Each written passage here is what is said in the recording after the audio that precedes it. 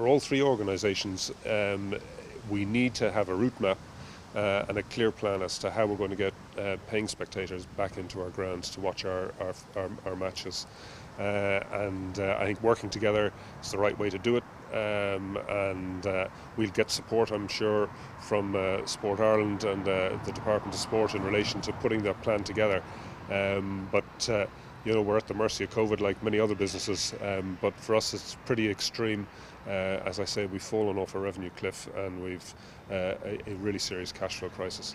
It is a stark position. I think we've fallen off a cash cliff since the start of the COVID crisis. We've effectively have no revenue coming in of any significance to the provinces because they're reliant on gate receipts. Our sponsorships are under threat.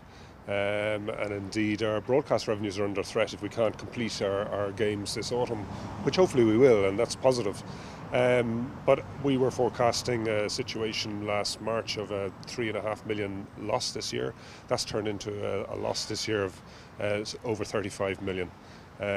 We had a cash position of plus 28 million last March, and next June we're looking at a situation where we'll probably be in deficit to the tune of 11 million. We'll have to borrow 11 million at that stage. So we're in a situation where unless we get spectators back into our stadia, particularly at provincial level and obviously in the Aviva Stadium as well, unless we get spectators back in significant numbers, we really have a significant issue in terms of sustaining what we're doing.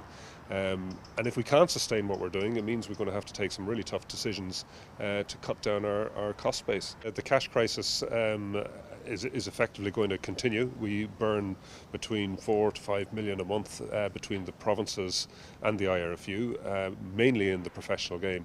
So the reality is we can't continue to do that, and we'll have to take decisions in relation to how we allocate our resources in the future if we can't get spectators back into our grounds. And spectators back at 2 meters social distancing, that really is irrelevant in terms of the financial situation.